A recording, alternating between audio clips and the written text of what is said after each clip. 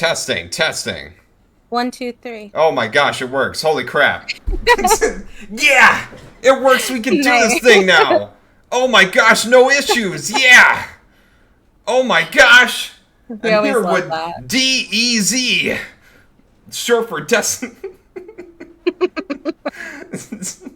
I sound like one of those 4 Kids TV. My Brought to you God, you by do. DES. You do. You absolutely do. No. Nickelodeon. Do they sound like that, Nickelodeon? Usually They it's like used to Jetix and like. cartoon. Yeah. Oh no, I feel like back in the day, like I don't want to like put out like how ancient I am, but You're do you not remember all ancient. those games? Used to right. Do you remember all those You are game not shows? ancient. All right, let's throw that out the window. You do not look old, ma'am. All right, stop that. Stop I that. am probably older than you think. I get that a lot. So I am turning 42 in January. That's still not old. Thank Like you. that's not 45. Then when it's It's 45, 3 years away from 45. I'm pretty close. But yeah, I was thinking about like Nickelodeon and when they used to do all those like game shows and they had like that game show kind of host voice. That's what it reminded me of. Yeah, I don't know. When I see Nickelodeon shows, it was always something else. I don't know why. But maybe I'm looking at it differently. I'm just looking at Disney Channel. But Oh. No, I get that. I guess I'm thinking about like Double Dare and like I think his name was Mark Summers and he was like the host of all of those shows like way mm, back. Yeah. okay. But here with this wonderful human being, who has a lot of credentials now. Leading up to this, I've been kind of promoting mainly 2 things that you are a big contribution to, that being Black Voices in Gaming and Dames for Games. But when people look into your whole resume, you actually got more than that. Like Yeah. I'm kind of wondering, how do you even keep up with all this? Like let's even go over what you got here. So in addition to what I just mentioned, Dames for Games and Black Voices in Gaming, level 1 gaming, puddle and or was it Putty and Fan plan? Oh, Puddin' and Flan. Puddle Yeah, and it was a Flan, yeah. comic. Yeah. And I think you were a PR rep, because I think when I first spoke with you, you were a PR rep for one of the indie game Oh, publishers. sure. So I was the event marketing manager for an indie game publisher for about 2.5 years. Yeah. Was it Freedom Games? It was, Oh my which is god, now that's is now indie.io. oh my goodness. Oh my goodness, look how things just circle back around like that. But yeah, no, I mean it's a beautiful resume of talent that you possess. So I Thank just wonder how you. you even keep up with all that. How you don't pull your hair out and cry in a corner, wishing for Oh retirement. man. I think it's because I don't look at a lot of those things as work, because they're just so important to me. Like representation is always something that I've always strived for, and I think when you're very passionate about something, like sometimes it can feel like work, but like it feels very rewarding. So it's not the same as like clocking into a 9 to 5. Like everything that I do for Black Voices in Gaming and for Dames for Games are things that like I'm really super proud of. I also am on the board for Stream for a Cause, which focuses on the LGBTQ plus A community, which is really incredible. And recently got invited to be a part of the advisory committee for Make a Wish. So all of these things that I do, it's because like I've always strongly felt a desire to help other people, and especially underrepresented voices. Like I'm always for the underdog. No, and that's important because I mean, it's important to stress like how amazing a human being you are, and like the work that you put yourself in the gaming industry, most especially indie games, is incredible. Because I mean, all those things are very important. Um, I how did all this start for you? Oh man. So, it started when I was in South Korea. I was teaching English And a couple of my coworkers, Matt, who I think does the Three Dads podcast now. I can't remember what Mm, it's called. I'm so sorry. you're fine. But we started a podcast called, well, he asked me to join a podcast called Burnout Brighter, which was focused on mental health. Um, and that's how it started out. But because I was there, I was like, I want to focus on like social justice and I want to focus Mm, on diversity and inclusion. And so we were on there for a while.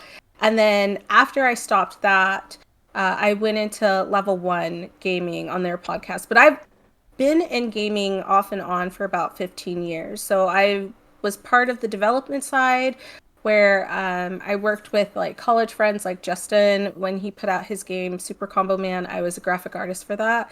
And then I've also done some narrative design, which my first shipped game is coming out, I think, later this year. It's okay. Monster High. Yeah, I'm super excited about it. Monster Um, High. yeah, Skulltimate Secrets. And so, like, if you would have told Little Destiny that she was like writing for like Mattel, like, she'd be like, no way. But um, that's coming out. And then, I worked for Freedom Games on the publishing side from Kickstarter manager and then moved up to like marketing and then moved up to like just doing the events. So that's kind of like my little history. Besides other little projects that I've gotten into. So like Black Voices in Gaming, came about kind of like when the incident with George Floyd happened in 2020 and just this need to really like give Black voices in gaming a space to share their stories. And I thought that was incredible, but me being a Black woman, I felt that we needed to have a space for women. Just because like gaming has been traditionally male dominated and it can be a really toxic space at times. And I remember when I used to play video games, it didn't matter if you're a boy or a girl, you just played video games because it was fun. And I don't know when that changed, but it changed drastically. And so going into the industry, I've been incredibly lucky to work with some of the most amazing individuals who have like helped me, inspired me, and like pushed me to do what I wanted to do. And I kind of want to give back. So, not just to those people, but to people who feel like they don't have a voice or they haven't been heard. And that's really why I do what I do. And do you feel like in the time so far that you've seen progression towards the right direction? Like, do you feel like things have gotten better since 2020 as far as that is concerned? I if we're talking about like the racial issues just in general In the well, if in the you were to gaming tailor industry, it to the gaming space specifically. I think so. I think we're making baby steps towards it getting better. To be fair, I don't think the gaming industry was as radically racist or sexist as just our society in the US. I can only speak for the US because, but I do think things are getting slightly better. Like, Games for Games was the first showcase to really focus on women and their experience and their stories. And now, like, Wings has their showcase that's focusing on women. Charmaine from Women Like Games is doing a showcase. There's a couple of others that are popping up. And I think the more people talk about it, the better things will get. So the fact that we are having more showcases, the fact that people are having more conversations regarding these like things that are happening that shouldn't be happening in our industry shows me that we are progressing forward. The louder we are, the better things will get. Okay, which that's important. Um, Do you, because I mean, as you mentioned, being a marketing manager and then narrative design, like you've dabbled in so many different things. Like, did you start off working for a AAA studio before working, at least prioritizing on the? Oh, okay, so No. just head dive into the indie space. Yeah, I think for me, indies are, I think they're they're the future, right? Because I think I get tired of like the same games over and over again. I remember my favorite game, and the reason why it was my favorite game is because it's the first time in the story they actually killed off a major character. Which, spoiler alert, Final Fantasy VII. That was such a like I kept waiting for her to come back, right? That was it affected me deeply, and so I think sadly some of these AAA games have like gotten away from like telling stories that like really affect people. Like it's either a story that kind of panders or it's the same story being told just from like a slightly different perspective. And I think indies are they have the space to be really creative where AAA is more focused on like the bottom dollar, the bottom line, whether that game is going to make money or not. um, I don't think AAA companies have the ability to be like, we're just making this game because we love making games and we love the story and the effort that we're putting into it. I think indies do. A lot of these indie developers are just single man teams, single woman teams, right? So they're able to put their heart and soul into it. And whether you like it, you like it. If you don't, you don't. There's so many games coming out. I know everybody I know has a backlog of games that they haven't Mm, played. So there's mm. so many games coming out, like you're gonna find something.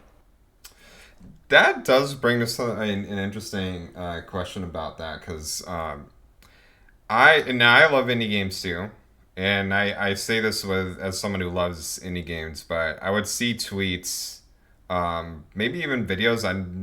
I don't exactly remember. Maybe I'm wrong on that, but at least tweets. I would see tweets about people saying, uh, "Oh, great, another showcase of games that I will never play."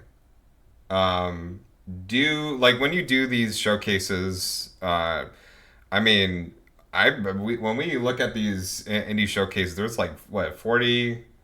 Sometimes one of them had 80. I'm trying to like how many in total do you feel like you've showcased in the past couple years for a Dancer game? If you want to, Off the top of my head, I would say maybe close to 100, 120. okay. I think the difference with us is that like a lot of showcases are trailer reveals and like exclusives. Our showcase is different. We pick a certain number of developers to come on and do a 2-minute spotlight to talk about their story, share their journey in the gaming industry.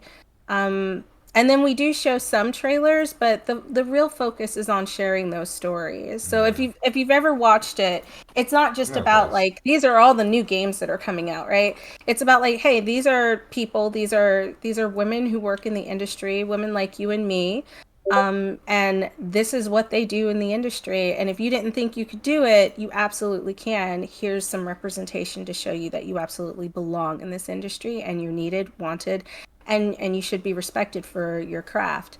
And I Yeah. think that's the difference, right? There are a lot of showcases coming out now where it's just trailer after trailer, but I mean, they're really just following the model of the AAA showcases that also come out. Like that is what it is now. And for some people, it is, oh my God, another showcase of games I'll never play. But for some people, they get so excited.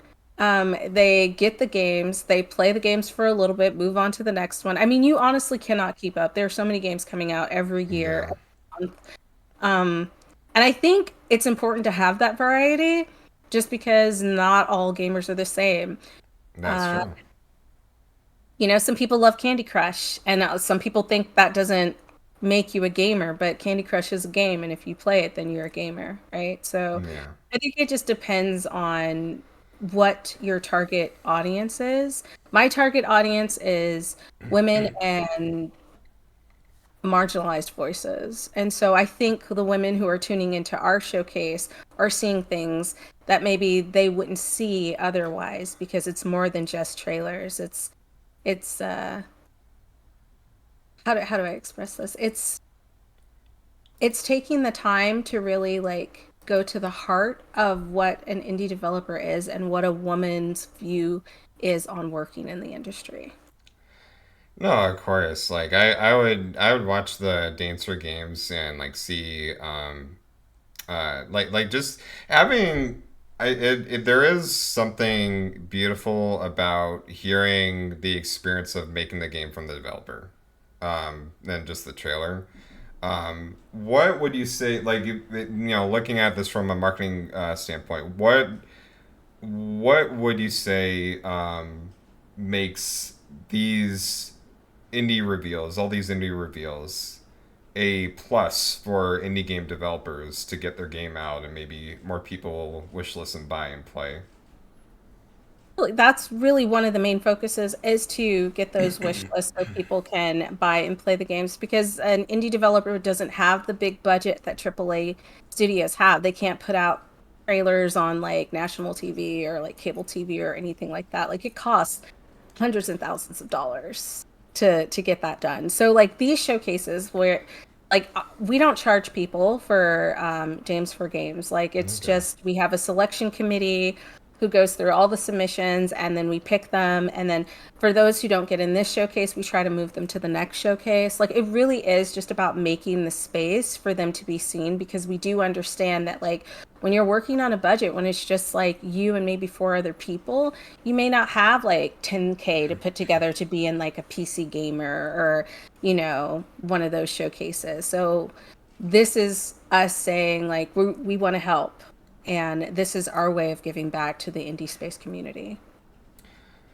That's important. So, what would be the vetting process as far as like what gets into your showcases? When you mentioned about if they don't get in, they can try next time. Like, what are you guys usually? What are y'all usually looking for when you build up your showcase? I think the most important part is so for example for this showcase since it was this one's really easy since it was kind of Halloween themed we were looking for spooky games. Well, we didn't just make it spooky scary games, we did a mix of them. We try to put games in the showcase that haven't been in a lot of other showcases. They haven't had a chance to be seen by the public. That's kind of what we focus on is we want to give them a space to be seen because you have games that have been in production for like 2 3 years and they've been in a ton of showcases, they've been seen a lot, and so it's more important that we get those stories out that haven't had a chance or haven't had the platform to share their work or show their game off. So that's kind of one of the main focuses, and then we kind of deduct from there. Okay.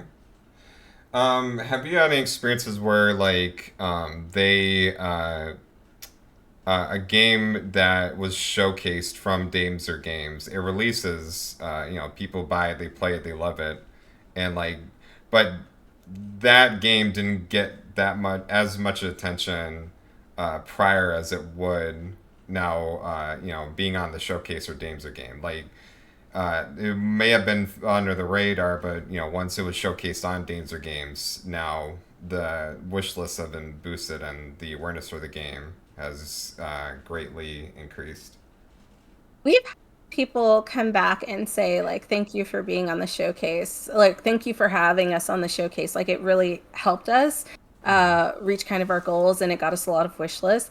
I think the game I was really excited about, and I'm not really sure like how many um other events it might have been in, but I think it was like one of the first, yeah, it was our first showcase and it was this bed we made. And I don't know if it's because we put it in our showcase and I noticed it being other places, but I do know that like we had the developer on and like she talked about her role in it. And after that, it was like in the mix, it was in a couple of other places. And like I still see it pop up sometimes. And it makes me really happy that we were like one of the first people to have them on and like do a proper interview and talk about it. And I loved the reception that the game got, right? Because I think sometimes the perception is that if it's a showcase that features women, all the games are going to be wholesome or cozy or cutesy. And that game was about a murder mystery. So that's the one example I will pull away is that I was really excited that we could give them that space. And then I kept seeing them show up in other places. And I don't know if like that gave them the confidence to put their game forward. I don't know if they had planned on doing that anyways, but that is one that I walk away with because it was in our first showcase and now they're doing like incredibly well and I hope they continue to make more games. No, that's awesome what you're doing. Like you just, and I don't mean to gush about you so much, but there's just so many things that you've done that definitely should be celebrated. Like you are an incredible person. If it hasn't been praised enough by anyone, you definitely deserve as much recognition as anybody else doing these showcases. Because you're doing a lot of great things that I think a lot of people would definitely feel inspired to. So I hope people are inspired to do what they want to do. That's it's one of the main reasons we do it is I want people to not be afraid to step out there and um, just follow their dreams, you know? And I know it's hard. And right now the industry is kind of on fire. And so Mm, it is very hard. It's hard to navigate, but like even if you just do a little bit at a time, even if you only work on it on the weekends, I've just been lucky enough to have like people who really believe in my work ethic, and I want to prove them that well I want to prove to them that like they can depend on me. So I think that's the reason why I do so much within the indie space is people know that like if they ask me to do something they can count on me to do it. And I think that goes a long way. And so I just want to give a shout out to my team because they're all volunteers. And they do such incredible work to keep the showcase running. And we have like amazing collaborations coming up with some amazing companies and organizations. And I think it just goes to show that if you work really hard at something, people will see it and people will recognize it. And that's just always been kind of like my life motto, you know? and people do, because even keep in mind when you have these showcases, so it'd be Black Voices in Gaming, which we will also get into, but also even Dancer Games.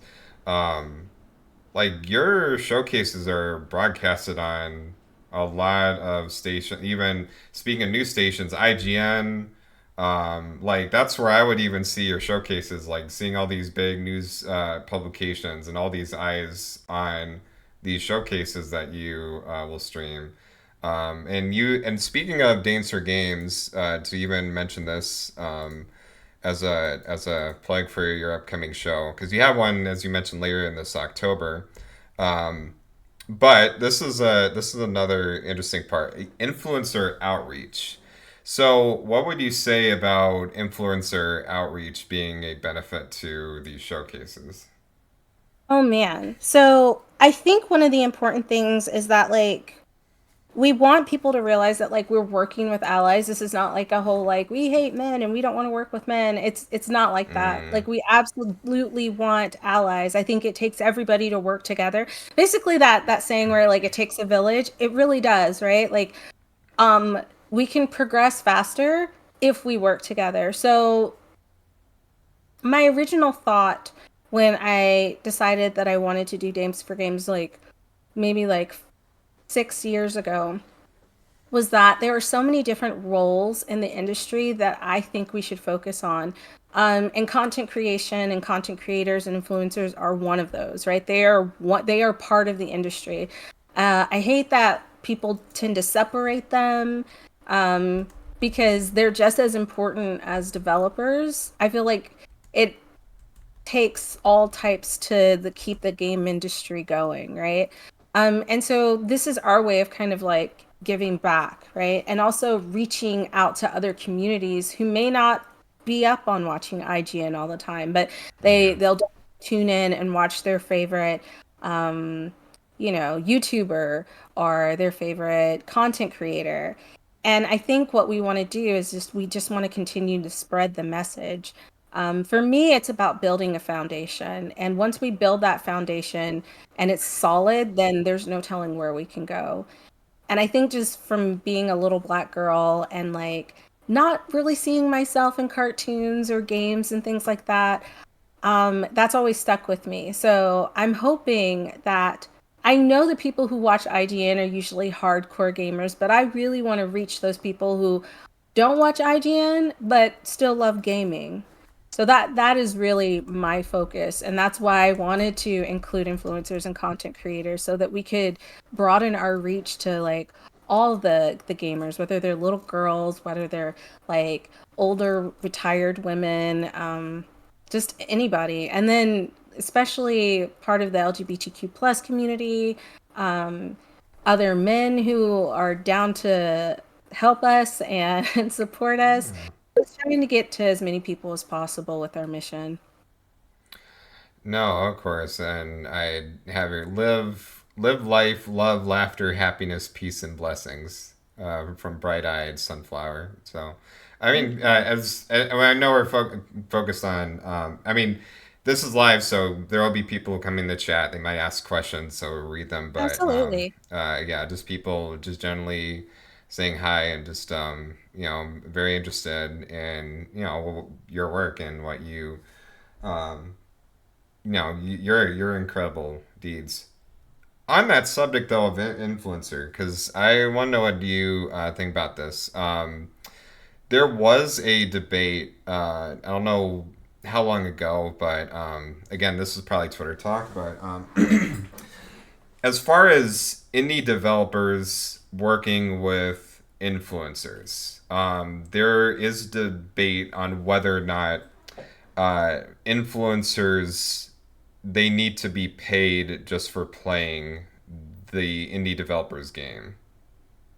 Like to explain a little more is like an indie developer, a small team, mom and dad pop shop, or just a one person team, for example, reaches out to a streamer and says, "Hey, I worked on this, I have this project. Think you might like it. It's coming out. Would you like to stream it?" Maybe that'll be $100 per hour. Do you feel like that's do you feel like that's healthy collaboration or Um, that's not really collaboration. That's me hiring you to do something. So sorry. when All right, kids, all right. uh, so for me Okay. All personally, right. um, I if just I'm paying you to do something, it's not it's not a collab because for me, we're both working towards like a similar end goal, and like there's no money being exchanged in that way, right? But that's not to say that if you feel that you should be charging $100, you should be charging $100. And that's not to say that if you're an indie developer, you should have to pay $100. Like, if you don't have it to pay, then find another YouTuber, find another person who's willing to play your game. I think even working from like a small publisher, there was not a huge budget to pay these YouTubers what like triple A games would pay them. So the best we could do was find a game that seemed to fit with their community and offer that to them. Um, but yeah, it's a tricky situation because it's still work for the influencer or the YouTuber or whoever's doing it, right? If yeah. they didn't reach out about your game specifically, them playing it and spending their time playing it, like that's work for them, right? So I do think like if they're asking to be paid, they have every right to be asking, but you also have a right to say I'm not going to pay you for this because I don't have the money to pay you. But honestly, there's so many communities out there and there's so many like YouTubers out there that are just starting and have really wholesome communities. And by wholesome, I don't mean like cozy games. I just mean like they have really good communities.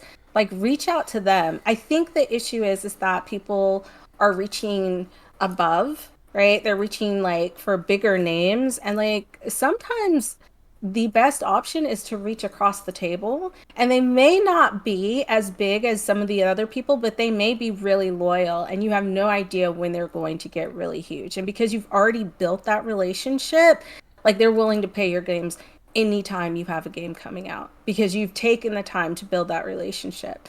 Networking is so important. And I think like some of the indie developers that I've worked with, they're very introverted But when you're trying to promote your game and you don't have a publisher and you're not working with like a PR team, like you have to step outside of your comfort zone and you have to like push yourself so that you're marketing yourself while you're marketing your game. Like that's so, so important.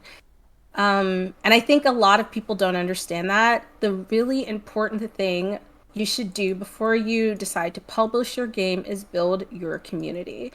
If you have a very small community and you have an indie game coming out, it's really hard to get the sales that you might want to see or the sales you expect to see. Now, if you're making a game just because like you're passionate and you don't care about the sales, then that doesn't matter. But a lot of people who are making indie games care about the money because they're spending so much time on it, right? So you have to have that community. And if you can't do that, then you definitely need to invest in hiring a community manager or somebody who can represent you the way Mm, that you want to be represented. So then when you are reaching out to these other like YouTubers and stuff, you've already started to build a network and through those connections, you're able to get people to feature your game or play your game without charging you a crazy amount of money because you've built that relationship and you have that partnership with them, and then that's where a real collaboration happens.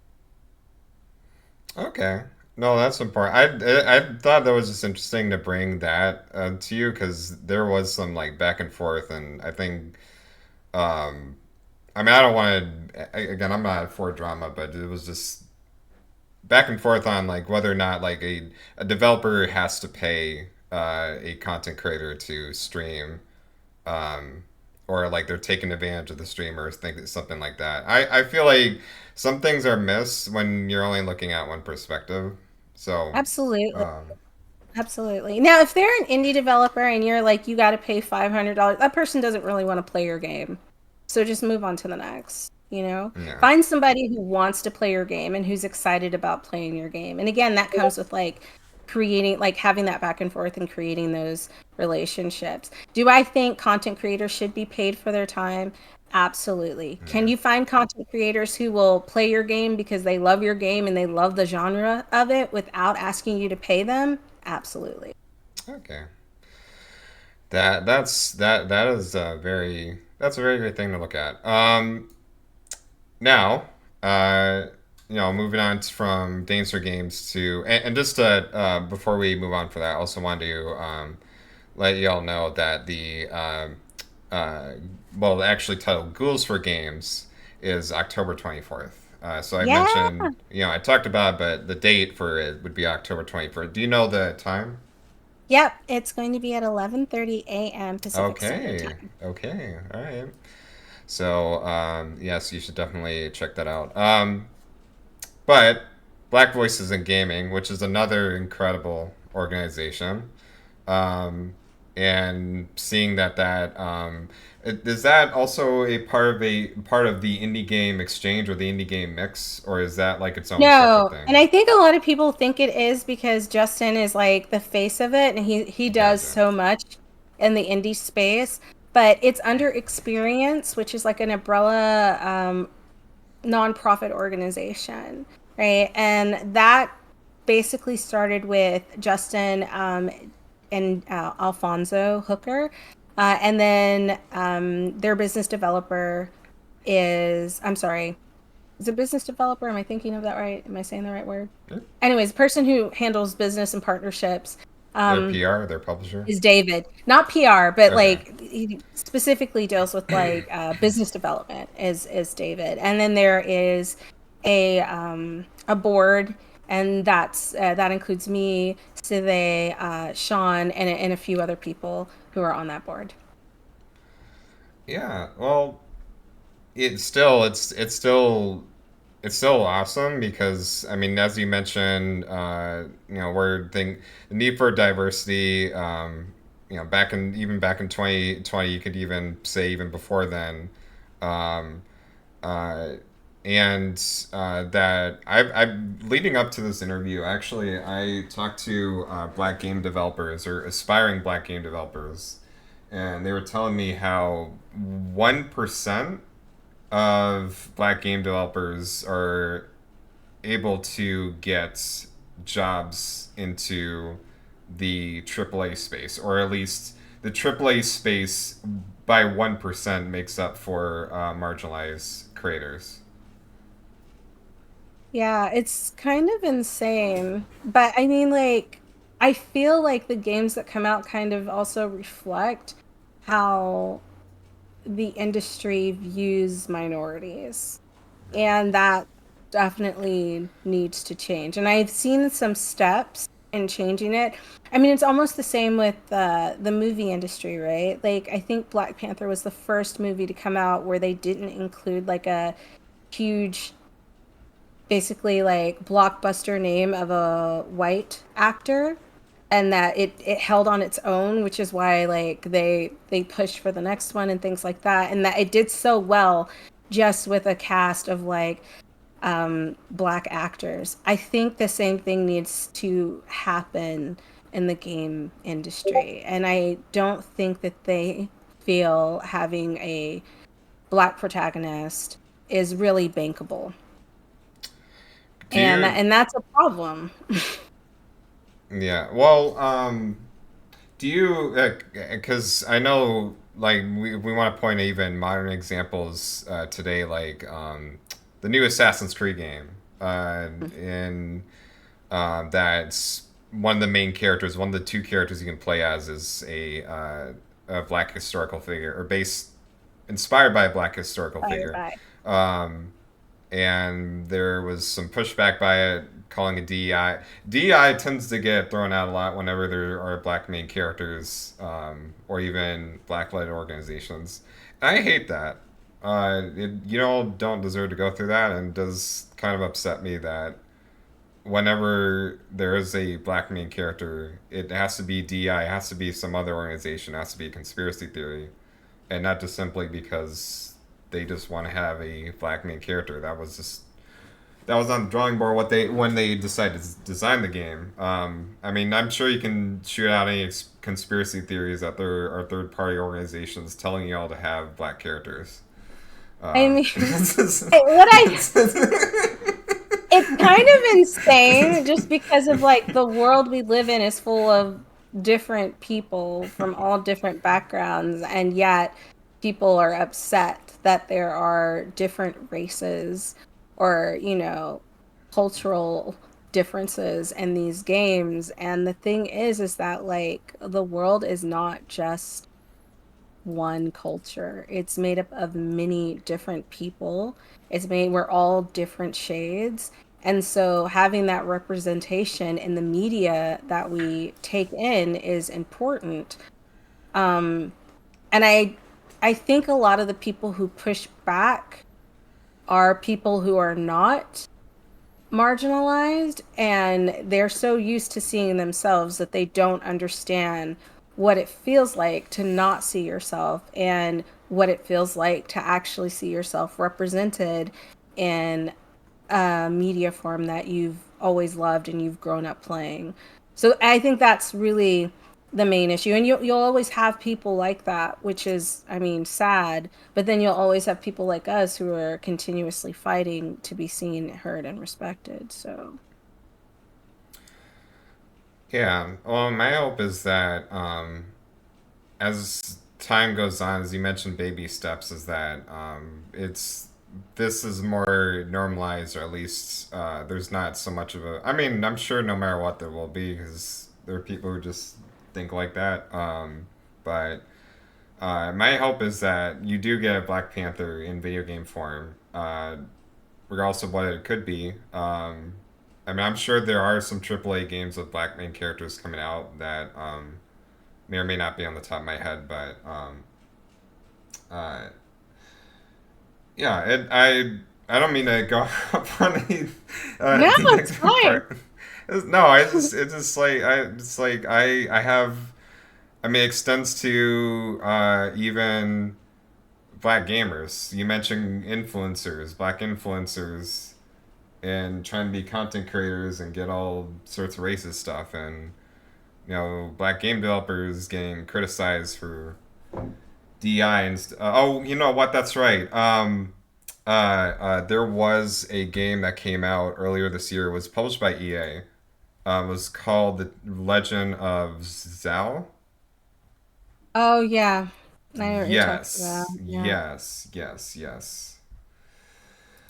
yeah, Uh, that was unfortunate. But like, oh, Dustborn. Okay, so now it's coming back to me. There are actually some more examples. Yeah. No, go ahead. no, I was just gonna say it's unfortunate that people feel. I mean, like if you don't like it, just don't play the game. You know, and it's upsetting that there are people who are just so angry about something that doesn't affect them personally or you know, feel the need to. But I mean, like, people have been told for the longest time that, like, their opinion matters, regardless if their opinion is negative or not. So, or regardless of how it Yeah. affects other people. So you'll always have that. And that's my perspective because I've always grown up with it, right? Being an African American woman and growing up in the South just experiencing that. So I think that's why I fight so hard to change kind of people's perspectives. But at the same time, I've learned that like there are certain people I will work with and certain people I will not work with. And a person who listens to argue, I will not waste my time on. But a person who listens because they want to know and they truly want to understand, then those are the kind of people I want as allies because I know that they're the kind of people who are going to make changes. And like I said, it takes all of us especially like when we were talking about kind of like why Black voices in gaming kind of came up and when it came up and it was after the George Floyd incident and to say that like that was all just like Black people making it happen would just not do it justice. Like we definitely had like white allies, we definitely had like Asian allies who believed in what we were talking about, who saw that there was a need to show that representation and who helped get that off the ground. And I think that's where we need to continue to like push is there's always going to be negativity, but there's always going to be those voices that are willing to fight back and stand up and say like, hey, like we're going to make a change regardless if you like it or not. We're going to make our video game that's focused on Black culture regardless if you like it or not. We're going to have these showcases that give Black people a place to talk about their stories and their creations, whether you like it or not, because they deserve to be here, they deserve to be seen, and they deserve to be respected. And I think I continuously say that you deserve to be seen, heard, and respected because it's true. And for the people who don't believe that, well, there's there's there's very not nice things I could say about that, but There, I don't really care, you no, know, that's because fine.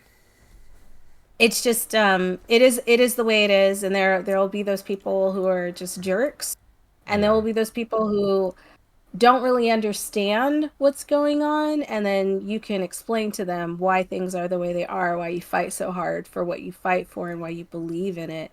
And then those people will be like, no, I get it. Because I think a lot of it lies in ignorance and just not understanding. And I don't get upset with people who are blissfully ignorant to the struggle because if you've never had to deal with it, there it makes sense that you wouldn't understand the depth of how deep it runs. So for those people who don't understand but are willing to sit back and actually listen and do the research themselves, I appreciate those type of people. And I think the gaming industry is made up of a lot of those types of people who are willing to learn and want to make gaming inclusive. Yeah, and I have to say, like, I have you. This is your floor to speak your mind now, because you, again, you are an amazing human being. I mean, this platform. Speaking of this platform is all about raising support for, especially women of color.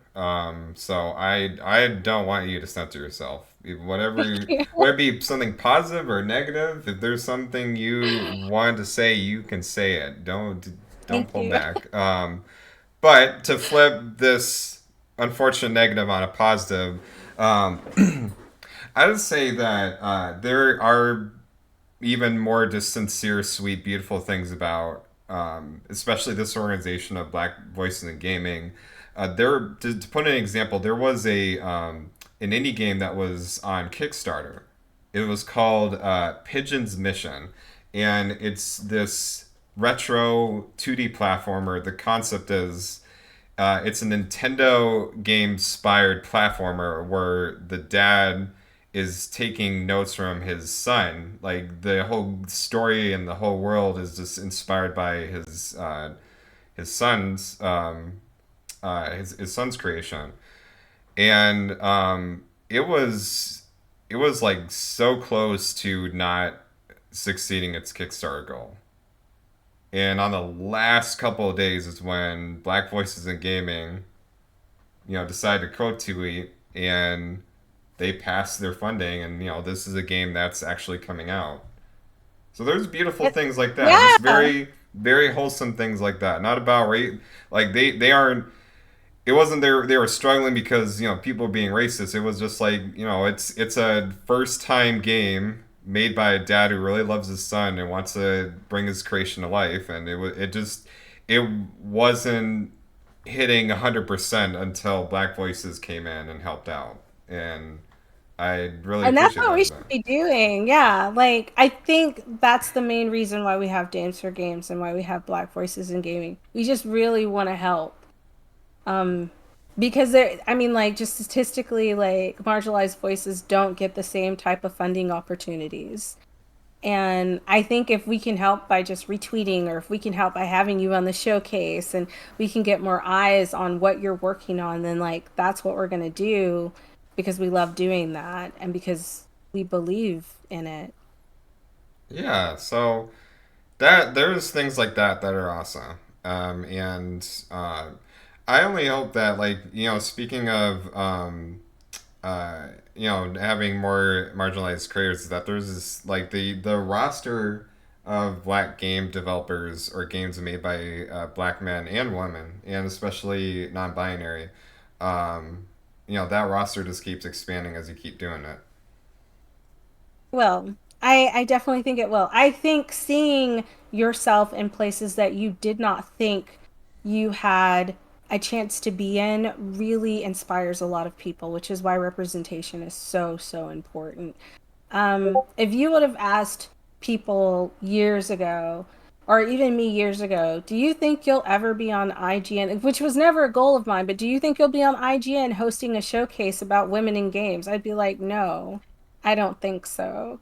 And I did it because it was needed, right? Nobody had done it yet. So I also did it because I want other women, other little girls to see me and realize that like they can do exactly what I'm doing if that's what they want to do.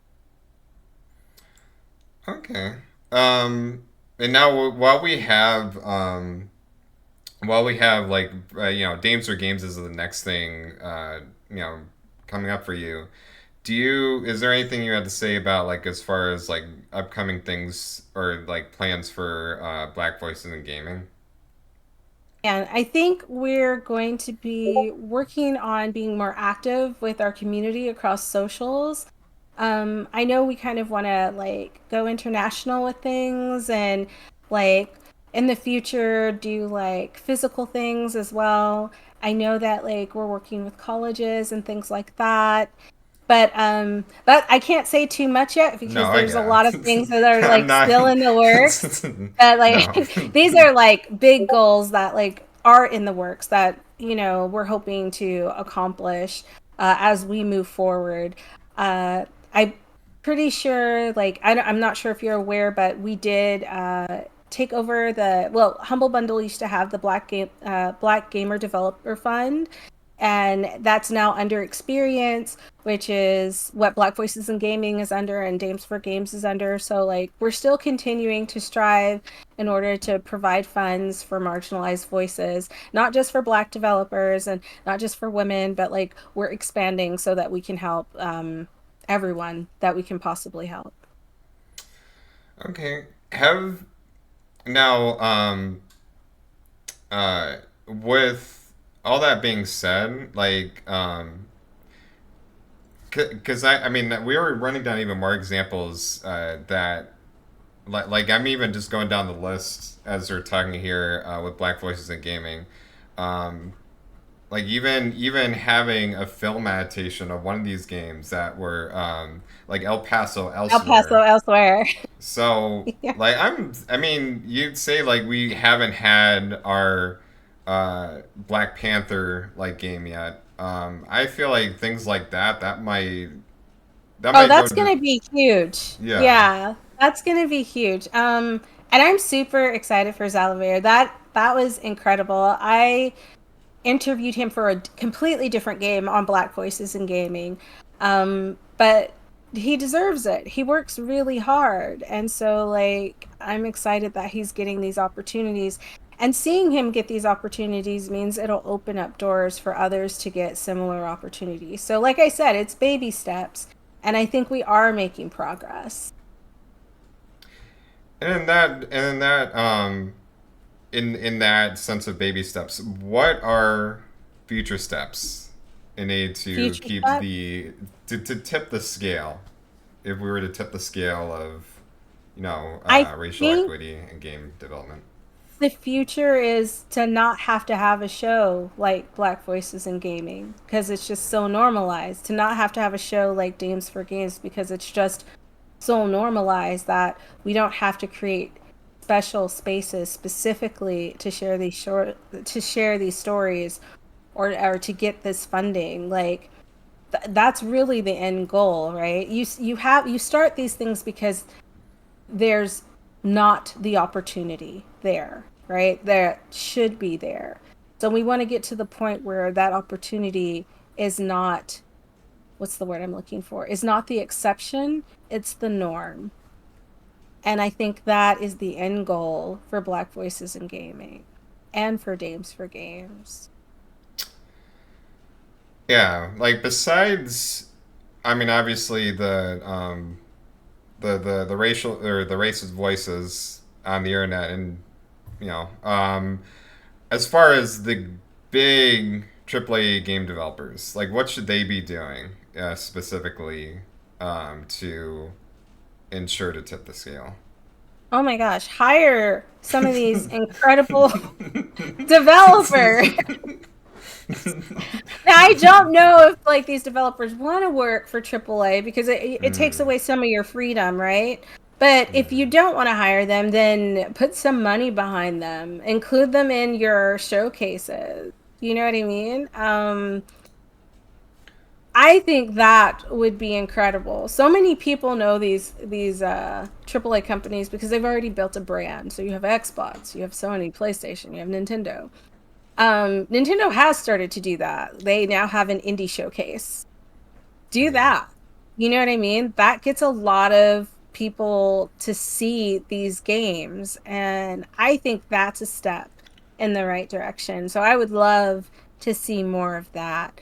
Um, Doing collabs would be awesome. Having an indie game protagonist in like a major upcoming AAA game would be really cool. Like if you could put Megan the Stallion in Fortnite, why can't we put, you know, the main Is Megan Thee character Stallion in from, Fortnite? I can't remember if her skin was, it was either hers or who was it? Mm. I know the I weekend can't was. I remember. don't think Megan Thee Stallion No, yet. I mean, give it time, but I I thought she don't. was in it. I I thought mean, they they have made so a many skin for collabs, Megan so Thee I get Stallion. it. This is true. They have so many. I could have sworn that she was in it. I do know Ariana Grande has a few. That is true. I do know Ariana Grande has a few. And I thought Megan Thee Stallion had some, but maybe not. No, I know the But weekend, but yeah, The Weeknd has some, yeah. which was that was a weird one for me. But I don't know. That's not to say I don't like The Weeknd. I do. I just didn't expect to see him in Fortnite. Um, he did. You know what? I could be absolutely I wrong. mean, everybody's gonna be in Fortnite. Joe Biden's gonna be in Fortnite. Yeah, definitely. If they put Obama or Michelle Obama in Fortnite, I would immediately log on and buy them. They have But that MLK yeah, event but then too. they took that down because that didn't go over very Oh yeah, well. people. I Yeah, never think, mind. Yeah, yeah, people were people trolling. were But like, okay, never mind. Never mind. That's yeah, but I thought they did because I know, like, for a while there was a lot of talk about, like, I mean, there's a lot of talk about how she likes anime and she's a nerd and stuff, but like, I yeah. know, like, when it first came around, like, people are like, "Oh no, she's like a gamer. Like she actually really likes to game." Yeah. But my anyway, my point was just do collabs. Make that happen. Do some collabs. Like have Mario chatting up the little dog from Breezy. I don't know. I think there's so much Mar- opportunity there. They yeah. just got to do it. They just have to like open up their doors to do it, and that would be incredible. So on the subject of we're talking about putting black characters or even putting them in the forefront of games. There is actually, if you go to Wikipedia, there is a list of AAA games, maybe sometimes even indie games. But anyway, the a full, I guess, edited list of games that have black main characters. I'm Yes. gonna actually just show that real quick.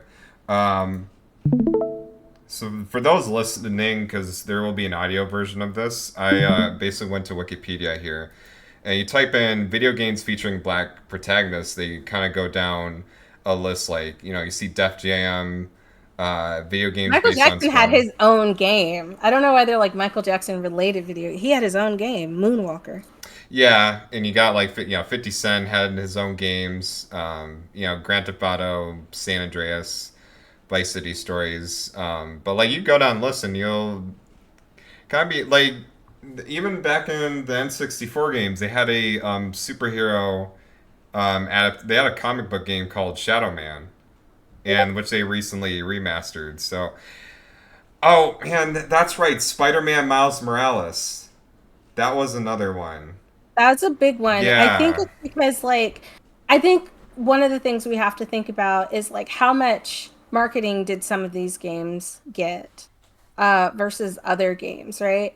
Um and that's something that you see often enough that like games with like black protagonists that are like main focuses don't get the same amount of marketing or viewership as like some of these other games.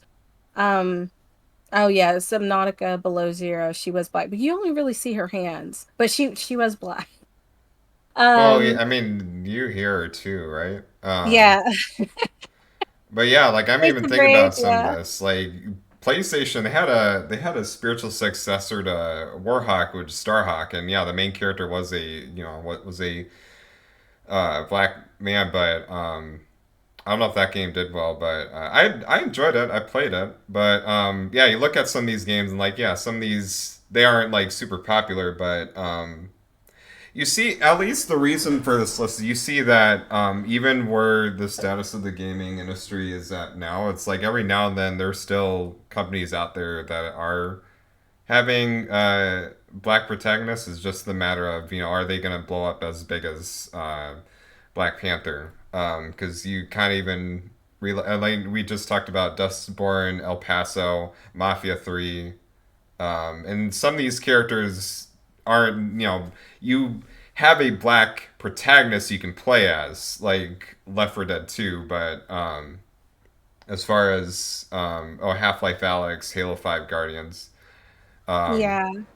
I so, don't like to, even though like they are video games. I don't like to pick like sports games yeah. or like games with like because I'm like that makes sense. It's just a representation of like what is happening in like sports generally. I think it's that people want to see black people in like more stories than just Grand Theft Auto or Yeah, I get that. basketball, or football or something like that. And I understand that. I think the reason why Miles Morales was so important to the black community is because they felt like they could be superheroes too.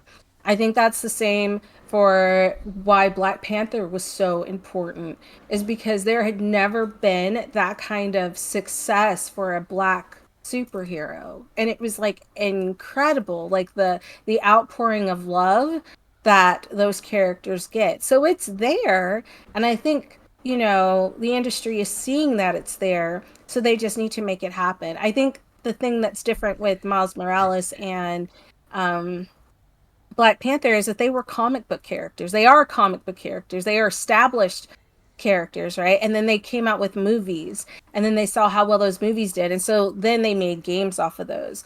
I think what we're asking for is like, can we get that without it being a blockbuster movie? Can we get that without it being in a comic? Can we just get fresh stories with fresh ideas that include marginalized voices? I think that's really what people want to see.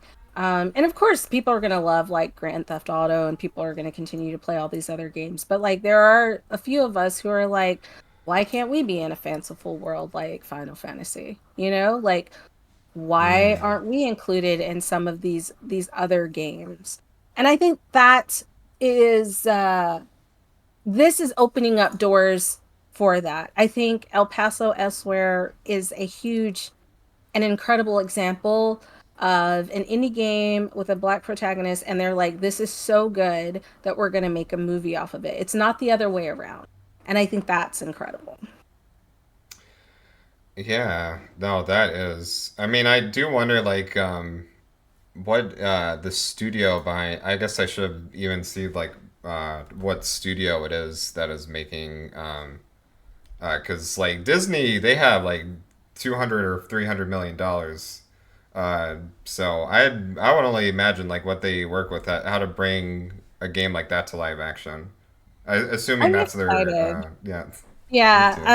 I know Lakeith Stanfield has signed on for it, and I love him as an actor. He's like Yeah. really weird and quirky, so I'm just excited to see where it can go, and not just for, you know, this game, but for all the indie developers, because I feel like this is going to be a new goal for people. You It know what I mean? is. Like, let me get my game out there, but like, let me make my game so good that like people want to adapt it into a movie, and that's an incredible goal to have. No, that is, especially when you look at the influence of El Paso, one of it being Max Payne, and Max Payne did turn into a movie. But uh, this is another shot at like making that work. Hmm. So I'm excited for that. Um, no, we talk. I mean, these are two big things that these are two like very industry like industry defining like games for games, black voices in gaming. This is these two are big, but I know you have a whole lot of things that you do. Like even I mentioned even Freedom Games, and I mean, even though you said that you know it you don't feel overworked. Do you feel like do I need to write down all the stuff that I worked at? Because like I'm doing You can't think about it until like I talk to people and they're like, you do this, you do this, you do this. And it's like, oh yeah, I do that. Like, I am no longer with Freedom Games though, so I just wanted to like No, that I is get that. Yeah. yeah. But I think I think I do a lot, and that's what people are constantly paying to my attention. They're like, man, you do a lot, and I think I've just always been that way. I think when you really want to accomplish something, you do a lot. You know, like I got my master's in special effects and animation. And like when you're going to college and working, that's a lot. So I don't know if there's ever been a time that I've not had several irons in the fire. And I don't know if that's like a me thing or kind of how I was raised. So just from like uh, my perspective and how my family raised me is that as a black person, you will always have to work twice or even three times as hard as your counterparts, and you will never have the same exceptions given to you as your counterparts. And I have experienced that in real life, not just in the US, but like in other countries that I've worked in. And so for me, I think the reason why I do all of this is because I do it for myself and I'm not doing it for anyone else. And so it's really important that I live up to my own expectations. Um, and I just really want to be a positive role model. And I know that sounds super cheesy, but I want to be the role model that I didn't have growing up. And so for me, it's not work. I mean, yeah, sometimes it's exhausting, but at the end of the day, I have people coming to me being like, "Thank you so much for including us in Dames for Games," and that just makes it worth it.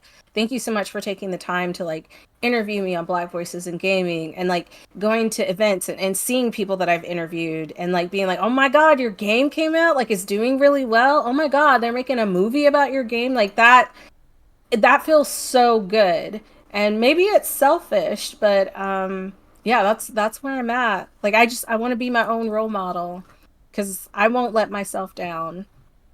And you are your own role model.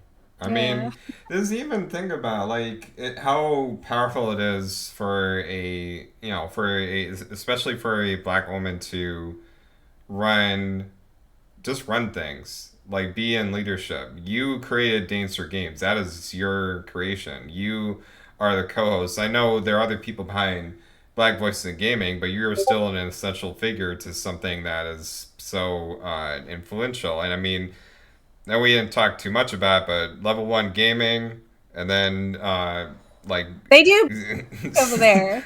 They do. We didn't talk too much about it, but they do.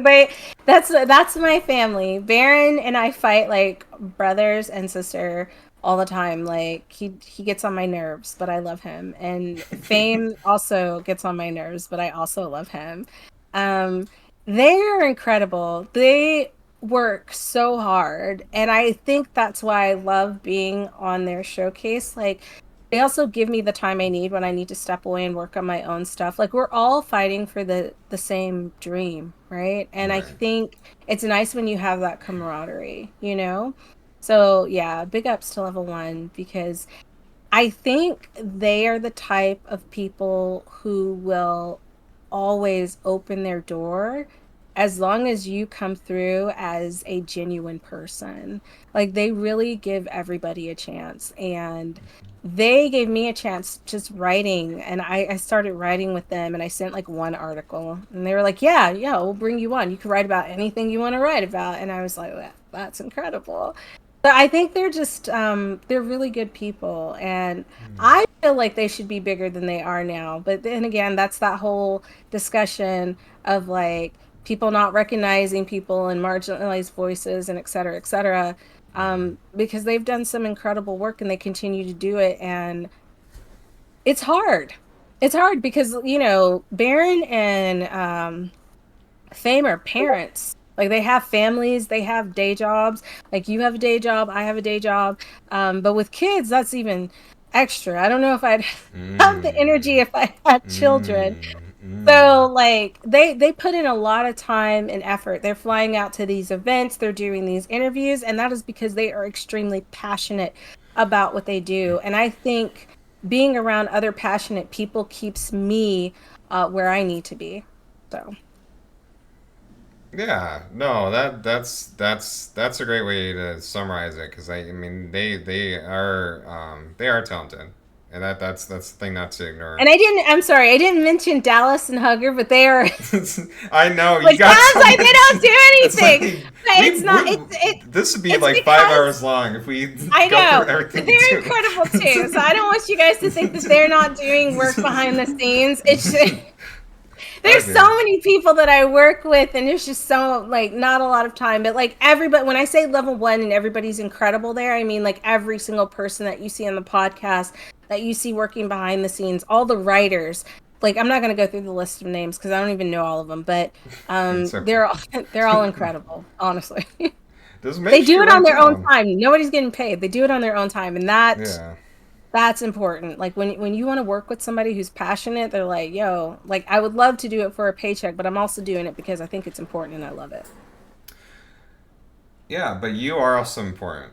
To bring it back to you because in future I really do hope that I know I scratch that. I don't hope. I bet that aspiring black female game devs or even black women who want to work in the gaming industry in some way or shape or form, they look up to you. They look at you as a standing point that they can do this. And I hope that what you do encourages more and more black women making Me games. too. Not Me even just, too. not even to mention the ones who play games but make games, and have that be celebrated. And Yes, absolutely. That was really well said. Yes, I absolutely. try. Yes. Yeah, I gotta leave with a smile on all my guests' face because that's my whole point. Yeah. I want you to feel good about yourself because you deserve that. Thank you. I Yeah. appreciate it. And thank you for having me on. This has been like incredible. I don't like doing a lot of interviews because I am not very good at talking about You myself. are. You. Thank you. Look, you know what? Next time when you do black voices in gaming, you gotta let the other host know. You gotta let the other Yeah. host know. What I'm not trying to create mess between you two, but the other No. you gotta let the other uh, dang it, why oh my god, you know what, this is my autistic mind like throwing me off. All right. Okay. I'm like, no, I know this man. I know what this man's name is. What the heck am I doing? Um, no, Justin and you got like. Garrett. Justin's hilarious. Yeah. He cracks me up. He's a good guy too. I've known him for like 20 years. Well, you know what? You're He's my funnier. family. So you Oh, gotta well, let him thank you. know. Next time, Black Thank Voice in you. Gaming, you gotta let him know. You know what? I built this. No, this is not both of us. This is me. Justin, step aside. You want to take a break? Go to He would Canada. laugh in my face. Go watch Deadpool versus Wolverine. Get the Wolverine Right? bucket. I'm saying that like that's still in theaters. I don't even know. I don't even know. I didn't watch it. No, Maybe I'll watch it this. yeah, it's Is it on V. good? I I haven't seen it yet, but I know it's on VOD now, so I don't know if it's even in the movie. I'm just like I'm being weird. Anyway, Beetlejuice is in the movie theater right now, I think. does it I'm gonna have a go watch popcorn that. bucket? Get the popcorn bucket, but it's so funny that you mentioned that because like people make fun of me for getting popcorn buckets.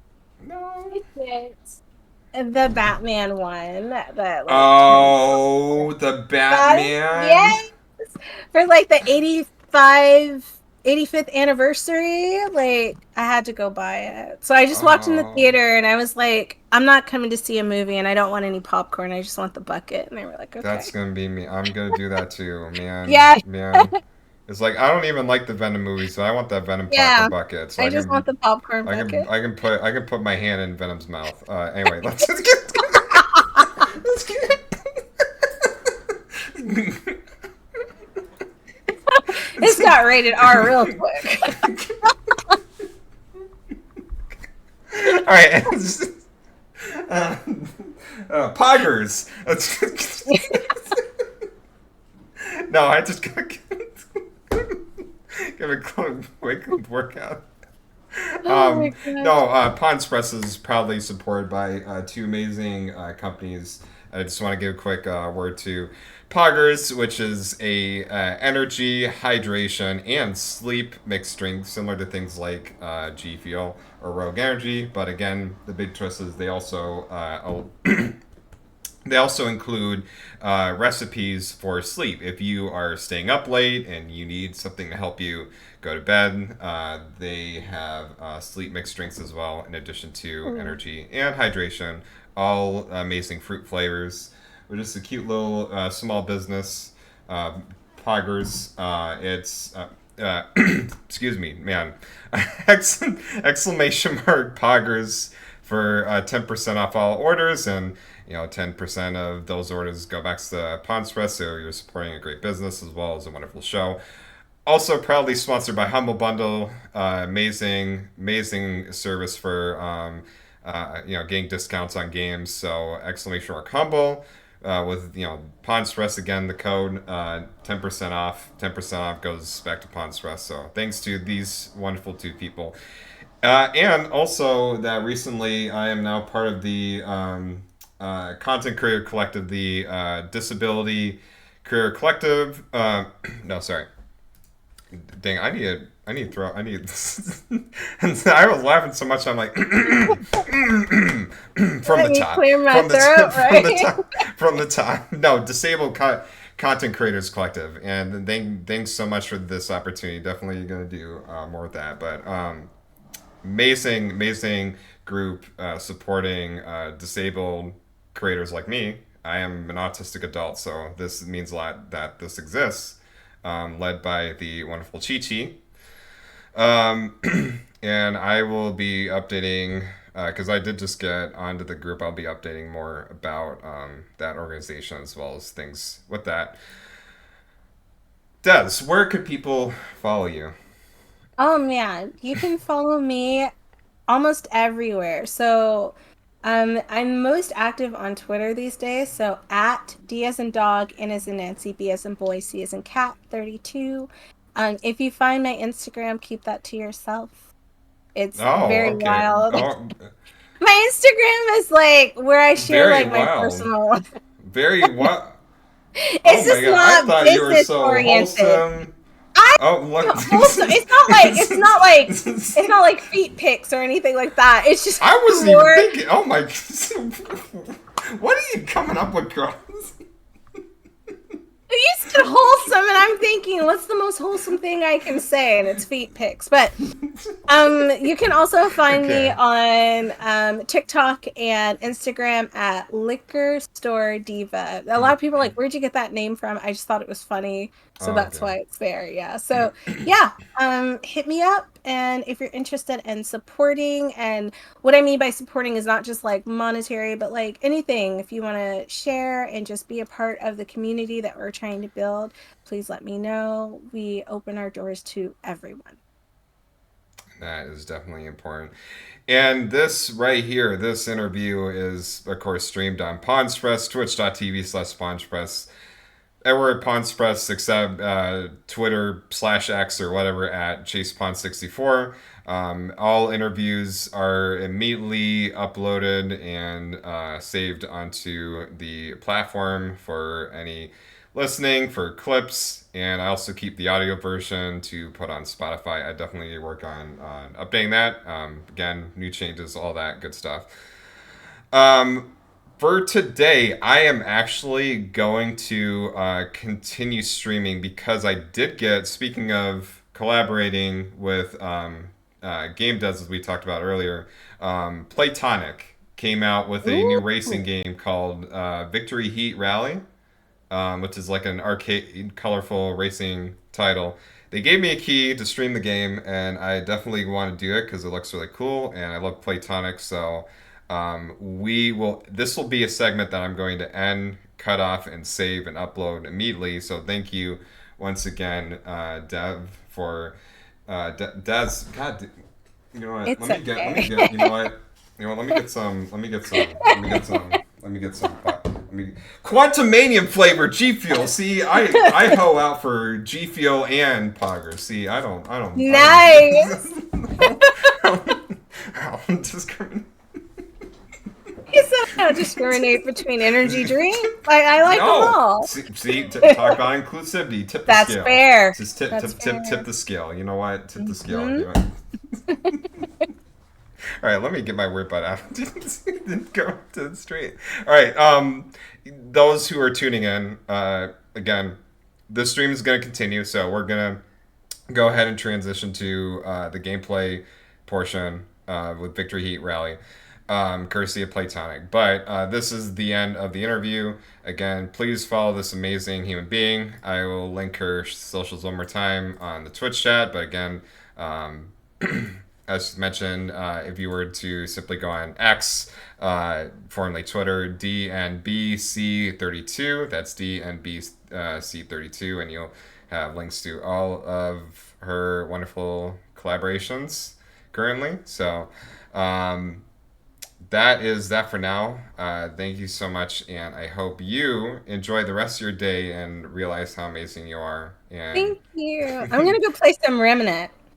oh yeah, go play some Remnant. Yeah, You know I'm gonna what? play some Remnant. Yeah, play Go some through some Remnant. things. Yeah, yeah, you go do that. You all right? I'll talk to you later. Go. Oh God! All right. Quick transition scene. Ooh. All right. All right. BRB guys. We're gonna switch to gameplay.